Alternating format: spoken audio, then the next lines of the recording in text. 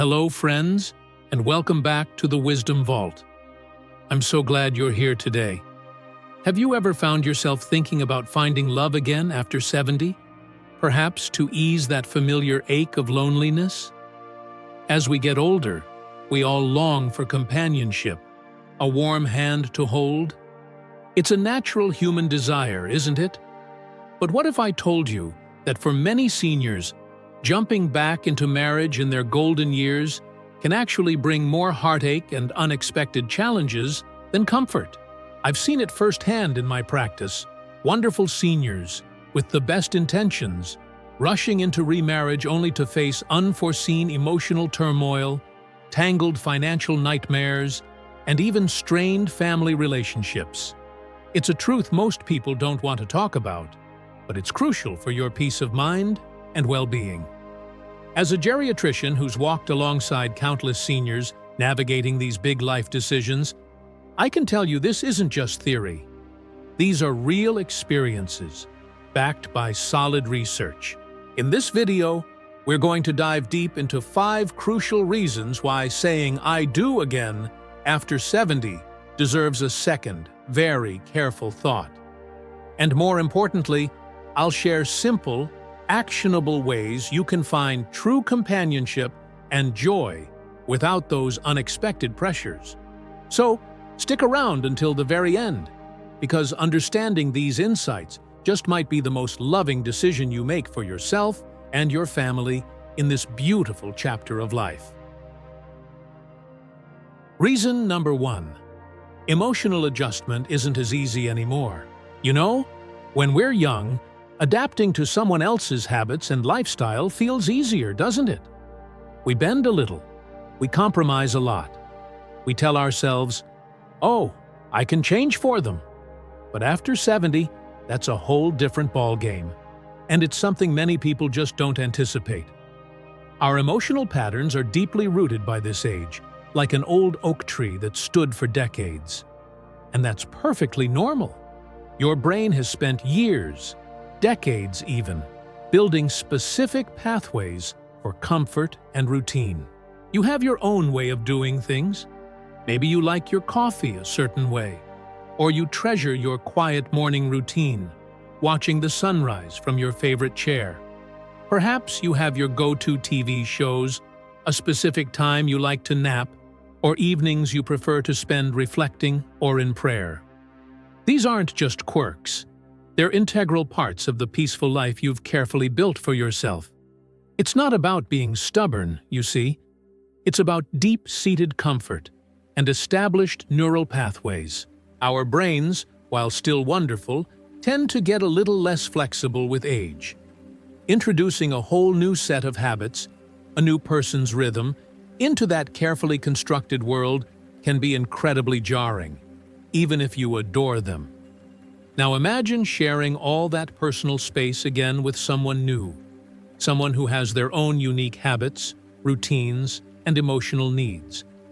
At first, it may feel exciting, a fresh start, but over time, those little differences, like who gets the remote control, what's for dinner every night, or even when to go to bed, can start to feel heavy.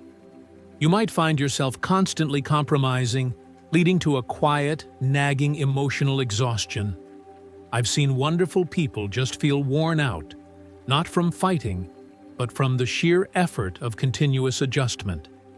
Senior life experts will tell you, and I've certainly witnessed it, that emotional harmony becomes harder with age because both partners come with decades of habits, memories, and yes, sometimes even emotional scars.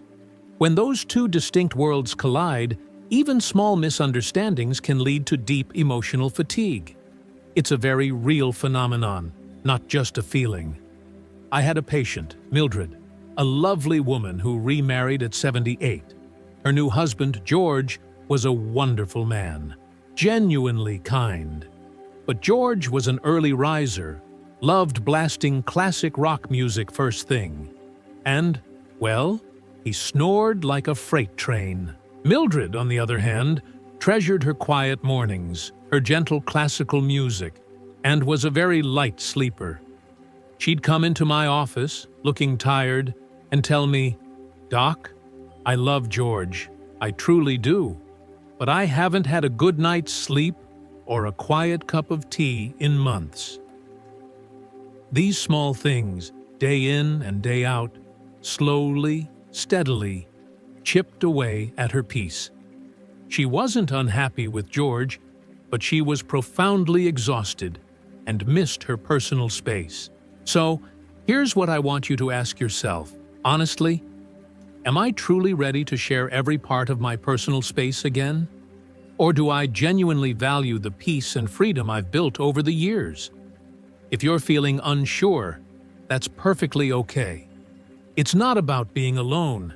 It's about being emotionally balanced and protecting the sanctuary you've created for yourself. Don't underestimate the power of your established peace.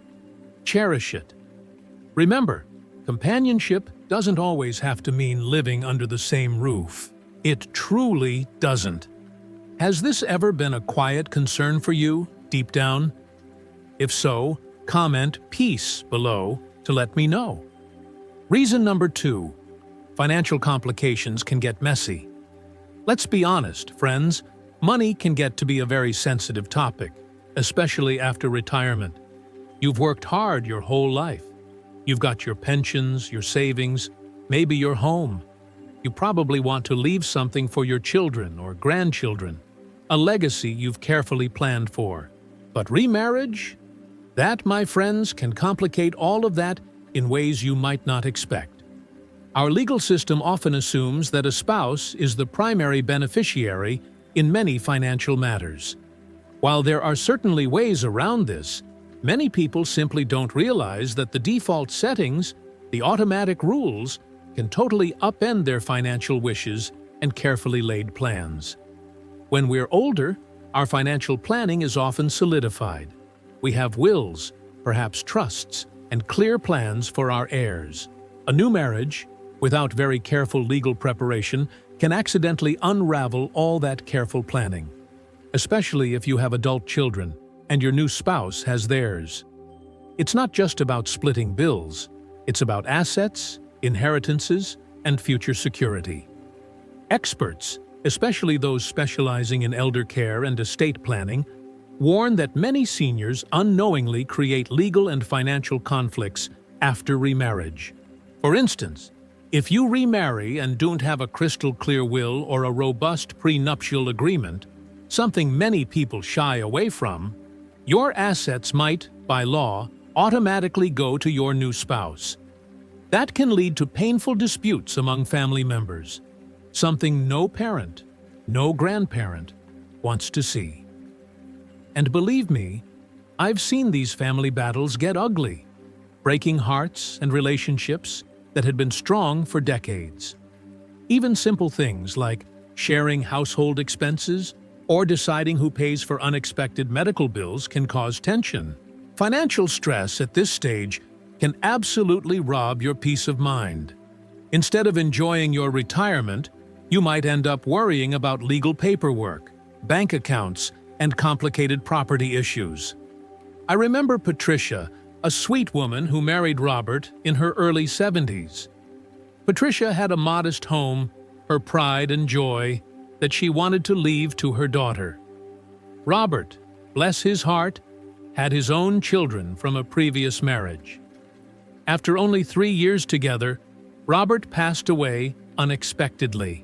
Because they hadn't updated their wills properly or discussed a prenuptial agreement, a large chunk of Patricia's home equity, by legal default, went to Robert's children, not her own daughter.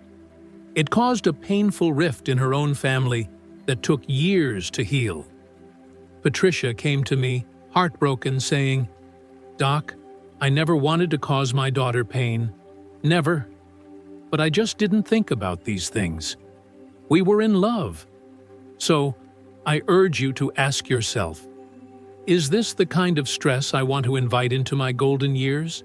Sometimes staying financially independent brings more comfort and security than sharing it all again. If you're considering remarriage, please talk to an elder law attorney before you do anything. Get your ducks in a row. Protect your legacy and protect your peace of mind. It's not about being selfish, it's about being responsible and ensuring your wishes are honored for yourself and for those you love. If financial independence is something you deeply value, type independent in the comments right now. Reason number 3. Emotional baggage from the past. By the time we reach 70, we've lived through decades of love, loss, and learning. You may have lost a spouse you adored, gone through heartbreak, or carried painful memories that never fully fade. These experiences, beautiful and painful alike, become a part of who we are. They shape us. But when you consider remarriage, you're not just starting over, friends. You're also dealing with 2 sets of emotional histories, yours and your new partner's. Our memories are powerful. They shape our perceptions and our reactions to the world.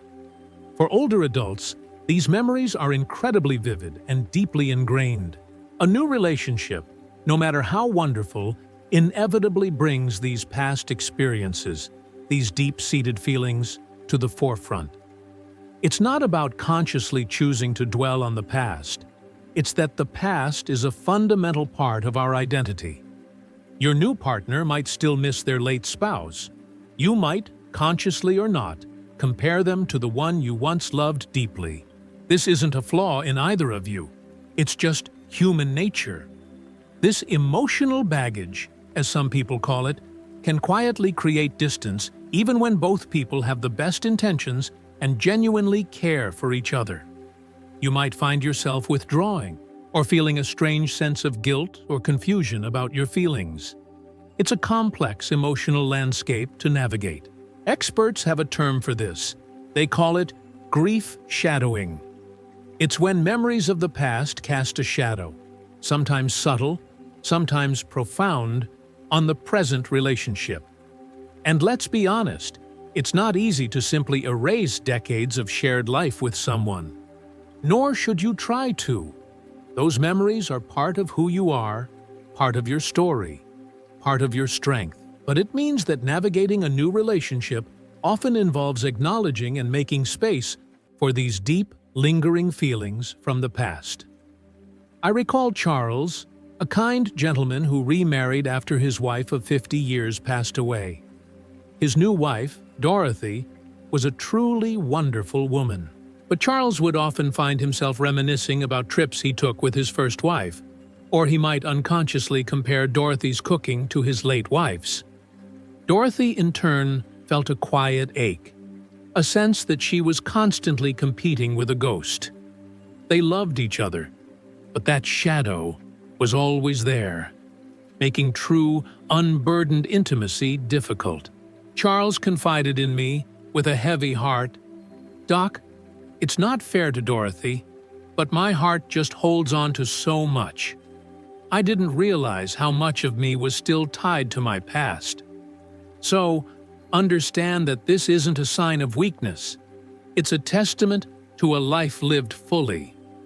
Before rushing into a new commitment, take time to truly process your own past, to honor those memories, and to honestly assess if you're truly ready to integrate another's history with yours. Give yourself grace, and give any potential partner the honesty and openness they deserve. You don't need to erase your past, you just need to understand how it impacts your present and future choices. If you've ever felt the echo of the past in your present, comment "Remember" below. Reason number 4. Health and care challenges can create strain. Health is, without a doubt, one of the biggest concerns after 70. Even if you feel fit as a fiddle today, things can change quickly. That's just a fact of life, and we all know it. Now, imagine adding another person's health issues into the mix. It brings up a very real question. Who takes care of whom when both partners have their own medical needs, their own aches and pains, and their own limits? Our bodies, bless them, aren't as resilient as they once were. Chronic conditions become more common, and recovery from illness or injury often takes longer. The demands of caregiving, both physical and emotional, can be immense. In younger years, typically one partner is healthier and can bear the brunt of caregiving responsibilities. But in later life, you often have two individuals with their own set of health challenges, both potentially needing care themselves. This creates a unique and often overwhelming dynamic, a situation many people simply aren't prepared for. Many senior couples who remarry face unexpected caregiving responsibilities that can be emotionally and physically exhausting. You might find yourself spending your days in doctors' offices, managing complex medication schedules, or facing quiet guilt when you can't do enough, when you feel like you're falling short. This isn't the romantic partnership you envisioned. It can quickly transform into a demanding caregiving role, and that's a heavy load to bear. Experts say, and I've witnessed this heartbreakingly often, that the stress of caregiving in later life can truly shorten lifespan and increase anxiety, especially when both individuals are aging and may have their own health concerns. And if adult children are involved, there can be even more tension. Disagreements about healthcare decisions, who should visit the hospital, or who should be responsible for what aspects of caregiving. I've seen families, otherwise loving, torn apart by these difficult decisions. I think of Betty, who married Frank when she was 72. Frank seemed robust, full of life, but within a year, he suffered a serious stroke that left him needing constant care.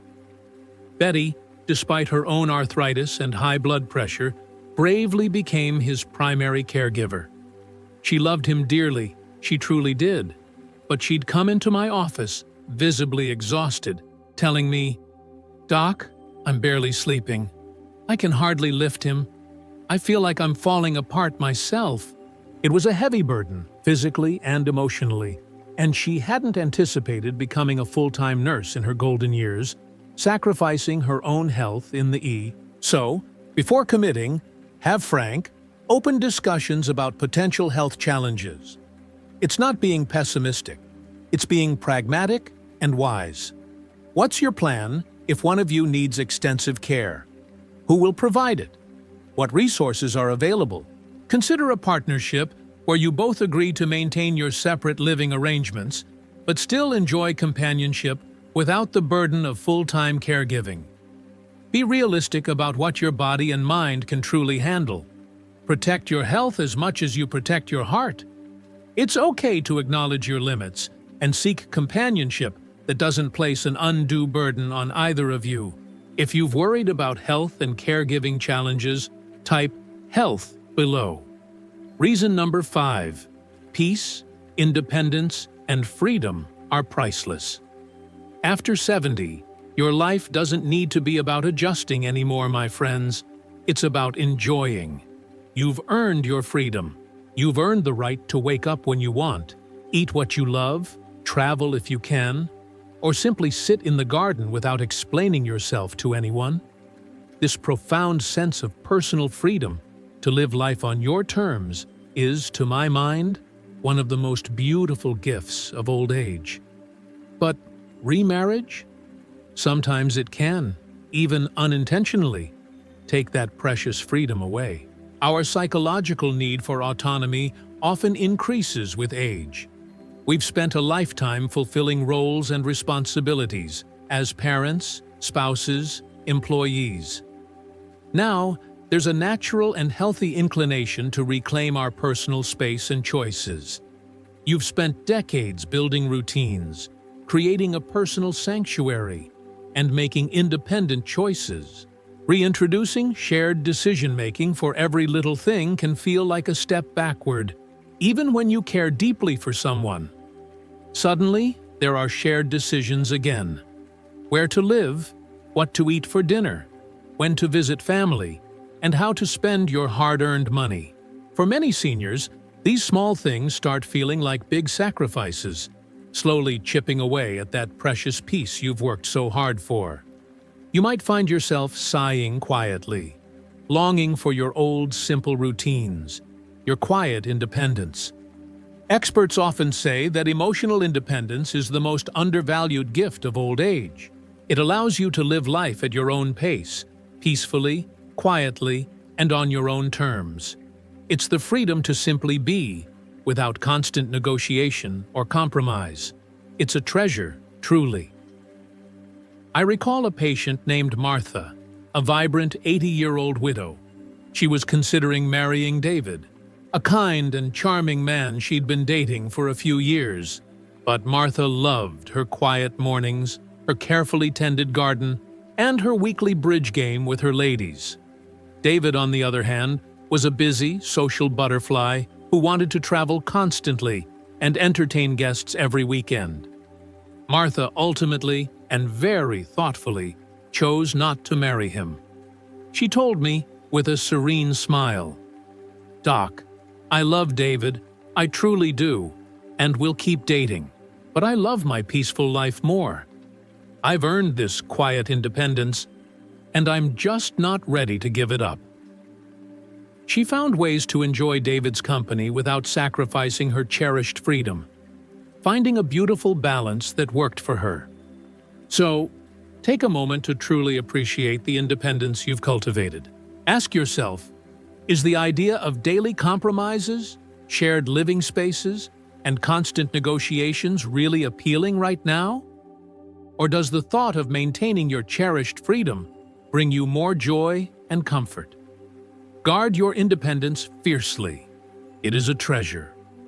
This doesn't mean love or companionship has to end after 70. Not at all. But there are gentler, wiser ways to fill that emotional space without taking on the pressures of marriage. If your peace and independence are priceless to you, type freedom below. Now, as we wrap up our conversation, we've explored 5 critical reasons that can truly shape our golden years. But knowledge, as you know, is only powerful when we put it into action. It's about taking that wisdom and making it a part of your daily life, your decisions. So now, I have one important question for you, a very personal one. What is the one commitment you are making to yourself, just for yourself, after watching this video? It could be as simple as, I will spend more time reconnecting with an old friend this week, or I will finally talk to my children about my will, or even, I will simply take a quiet hour for myself each day. Please share your personal commitment in the comments below. Let's inspire each other to take that first brave step. Your commitment might be exactly what someone else needs to hear today. And if you found real value, if you found some comfort or inspiration in our time together here at the Wisdom Vault, please show your support by giving this video a gentle thumbs up. To ensure you continue on this journey with us, to never miss another video full of life-changing wisdom and heartfelt guidance, hit that subscribe button. It's more than just subscribing. It's joining a community of thoughtful, resilient friends, all dedicated to living our best lives together. Finally, please, think of just one person who needs to hear this message today. Someone you care about deeply, and share it with them. You might just make a profound difference in their life, opening their eyes to new possibilities for peace and happiness. Thank you, truly, for spending this precious time with me today. Always remember to take care of your heart, to guard your peace, and to cherish your freedom. Until next time, stay kind to yourself and live with wisdom.